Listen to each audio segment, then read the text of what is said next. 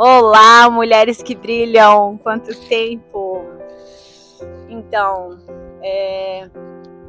eu estou voltando com os devocionais, mas Deus me direcionou a fazer algo de uma forma diferente. Então, eu espero que vocês, além de gostar, mas principalmente que vocês se sintam tocadas pelo Senhor através dessa mensagem, tá? Então, nós estamos com o tema das mulheres da Bíblia. Essa semana a gente vai falar sobre Marta. Gente, vou falar que luta foi, viu? Meu Deus do céu. Ai, olha, para eu falar desse tema aqui, demorou algumas semanas, tá?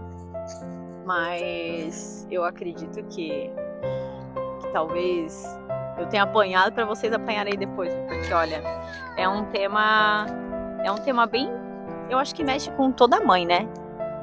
Toda mãe que realmente é mãe, assim, que, né, na labuta, como dizem, porque eu acho que ninguém melhor que uma mãe para saber o que é ser como Marta, sabe, sobre o fazer.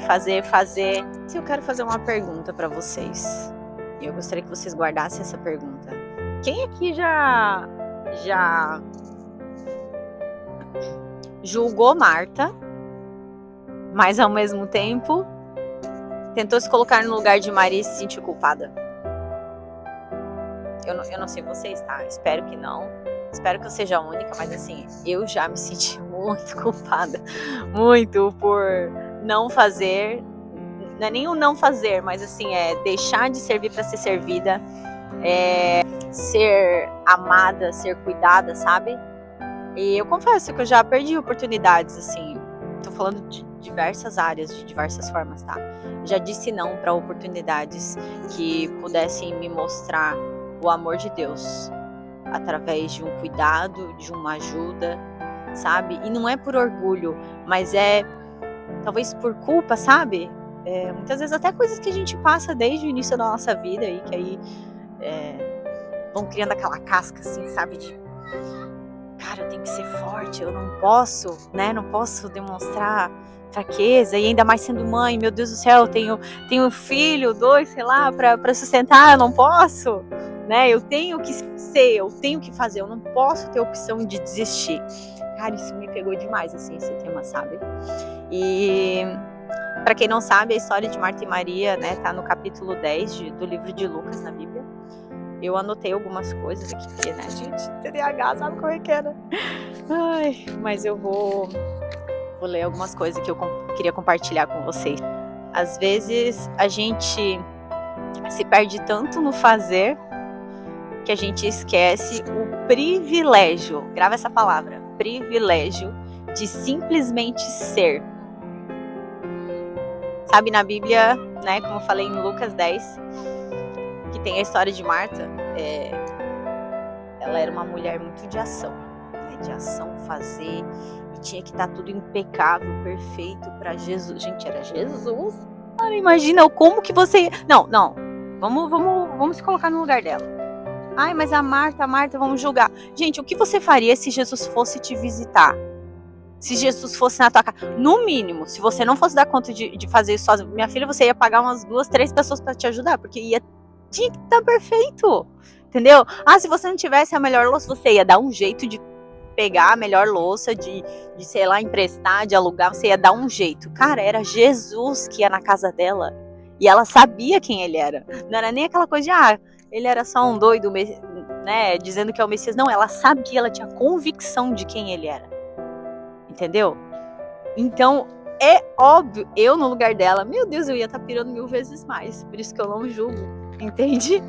Mas aí, uma coisa me pegou, tipo, ela tava fazendo aquilo com amor, mas de repente não que ela se tornou amarga, mas ela se deixou levar, sabe? Por aquele espírito de ansiedade. E ela começou até a se comparar com a irmã, sabe? Tipo assim, poxa, isso é injusto, né? Deve ter pensado, é injusto, a Maria tá ali, pô, menina afogada, tá ali sem fazer nada, eu tô fazendo tudo, e ainda por cima ela ainda leva uma bronca de Jesus. Cara, você não ia ficar indignada também? Eu acho que ela deve ter ficado muito pé da vida. Eu ficaria muito pé da vida. E eu até peguei aqui, ó, a bronca que ela levou. Tá aqui, ó, gente, no versículo 41 do capítulo 10. Mas o Senhor respondeu, né? Jesus respondeu, Marta, ele ainda fala, Marta, Marta, mulher. Marta, você se preocupa e se inquieta com esses detalhes, mas apenas uma coisa é necessária. Quanto a Maria, ela fez a escolha certa e ninguém tomará isso dela. Gente, como assim? Ela fez a escolha certa? Aí de certo Marta ficou, como assim? Eu fiz a escolha errada? Eu não devia fazer o melhor para Jesus? A questão não é essa. A questão é que às vezes a gente perde tempo nos preocupando demais com talvez coisas que não sejam tão necessárias no momento, sabe? Ela fez o melhor que ela pôde, mas ele falou assim, você se inquieta demais com todos esses detalhes, sabe? Assim, nem tudo é necessário, que Jesus, ele era do básico, mas não o básico, um simples básico que não tinha importância, mas ele, cara, eu fico assim, ó, eu trabalho com marketing, com imagem, e eu levo ele como exemplo, assim, sabe, de o maior marqueteiro, assim, do universo até hoje, porque, gente, ele não podia perder tempo. Ele sabia o tempo que ele tinha aqui. E em 3 anos, ele só tinha 3 anos para ele fazer tudo o que ele tinha que fazer. Então, às vezes eu acho que a gente acaba perdendo muito tempo com coisas que não são do foco principal, sabe? E Jesus, ele não disse aquilo para ela porque o trabalho dela era inútil, sabe? Não é isso, mas é porque de repente ela tava perdendo de repente até o brilho dela. Porque ela tava se preocupando demais com coisas que no momento não eram necessárias, entende? Pegou demais. Aí você olha pra você hoje e tu vê de repente um monte de coisa pra fazer, uma lista gigantesca, que muitas vezes de repente você nem vai conseguir fazer tudo. Mas Deus, ele olha pra ti e ele te vê não como uma pessoa que ele deu um monte de coisas pra você fazer, mas simplesmente como uma filha, o filho que ele só quer ter por perto, sabe? Ele quer ter comunhão.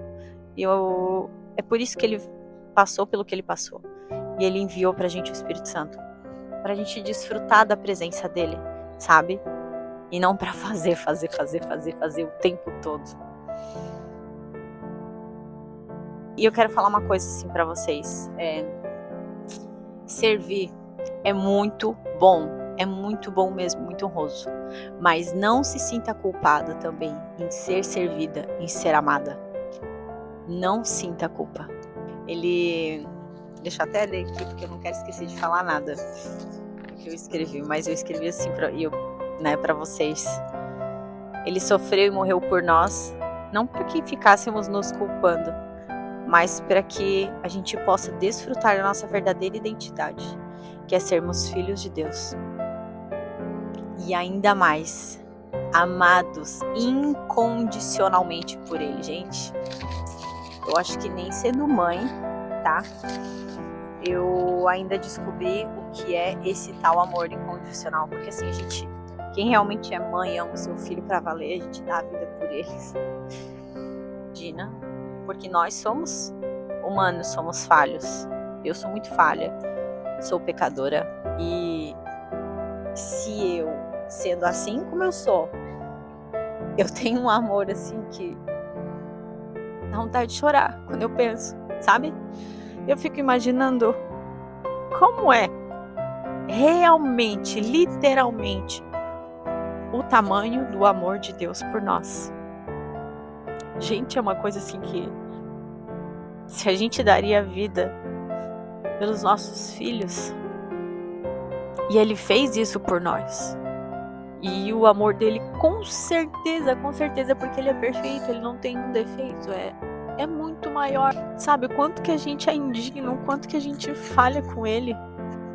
E ele fez tudo isso não para que a gente ficasse fazendo, mas que a gente aceitasse. Muitas vezes a gente não aceita esse amor dele. Às vezes esse amor, esse cuidado, sabe? Essa forma dele servir a gente quando a gente menos imagina, quando a gente mais acha que não merece. Talvez quando a gente erra e a gente pensa, não, ele tem que vir com uma chibata atrás da gente e ele quebra a gente com amor. Sabe, eu sofri muito, assim, no início da minha vida, com rejeição desde a barriga da minha mãe. E pra mim muito difícil, sabe, confesso. Ter uma total noção, assim, da minha identidade de filha, sabe? De receber esse amor de Deus, assim, de forma sobrenatural. Por isso que eu digo pra vocês que eu já passei na pele o fato de me sentir culpada por receber esse amor dele, por não me sentir digna, porque muitas vezes eu escutei isso, sabe? Mas é muito bom. Transforma, a gente liberta. E eu quero que o meu depoimento, meu testemunho sirva de incentivo pra você, sabe? Para que você aceite. Peça a Deus, assim, ó, discernimento, sabedoria, que Ele abra os teus olhos, para que você consiga enxergar cada detalhe do seu dia, porque Ele fala com a gente o tempo todo. Que você consiga enxergar, sabe, o amor dele, seja através de um olhar de alguém, de repente um sorriso, um momento que você não tá bem. É Ele, pode ser Ele falando com você, sabe? Você não tá sozinha. Não tá. Você pode pensar que você tá, mas você não tá. Naquele momento mais punk, assim, da sua vida, sabe? Você acha que vai ser o fim, que você tá no seu limite. Lembra, ele não vai te dar um fardo maior que você não consiga carregar. Ele sabe, ele não é um pai ruim, assim, sabe, escroto, não é? Ele não vai te falar uma coisa, vou te dar uma coisa maior só pra você não aguentar e jogar na sua cara que você é uma fraca, que você é uma inútil. Talvez o seu pai de verdade ou alguém na sua vida possa ter falado isso pra você, mas Deus não é assim. Deus não é assim. Por favor, não se esqueça disso. Ele não é assim. Ele é perfeito demais e justo demais para ele perder tempo fazendo esse tipo de coisa com alguém que ele mesmo criou. Que você se sinta menos culpada. Treine isso essa semana. Eu vou deixar aqui na descrição um desafio da semana. Igual eu tava mandando nos grupos de WhatsApp, agora eu vou começar a mandar por aqui. Porque quem sabe eu não gosto de aparecer, mas se Deus mandou, eu digo amém. Então, faça esse desafio. Se sinta menos culpada de receber esse amor dele ao longo da sua semana e que você continue esse desafio ao longo dos seus dias. Um beijo, Deus abençoe.